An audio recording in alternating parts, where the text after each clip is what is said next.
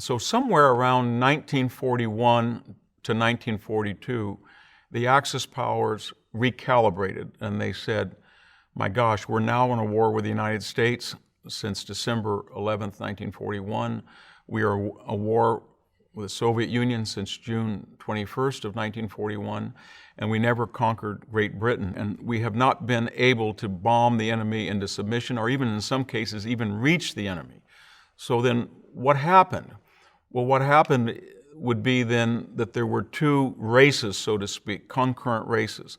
In Japan and Italy and Germany, they recalibrated their strategic and industrial policy. Can we make a fighter that is so much better than anything that the Allies have? Can we have a new weapon?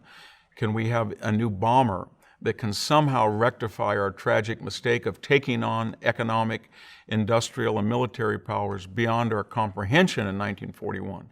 And there was an active discussion both in Germany and in Japan that something had gone wrong. These border wars that had been so successful in China, Southeast Asia, Europe, had now blossomed into something they hadn't quite conceived of.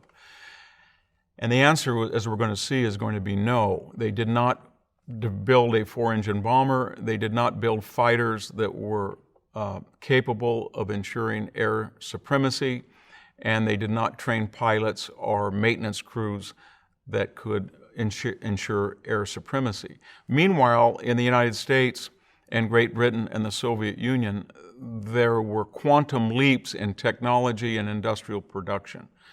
And remember one other thing, is that the United States was 3,000 miles distant from Europe.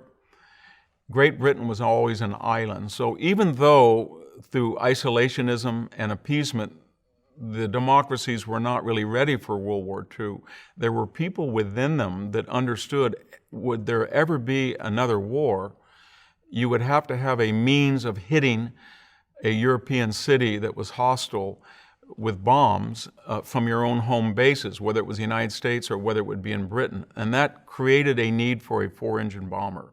So as early as 1936 and 37, the United States had developed this wonderful B-17 bomber. And Britain had experimented with the Handley Page or the Sterling Short bombers. Again, four-engine bombers were built as early as 1937 to 39 in the democracies, and the Axis had no counterpart to that. And that gave them a head start, because from the B-17 you would get the B-24, and then later the B-29, and from the Sterling Short or the Handley Page you would go to the Manchester, then the Lancaster.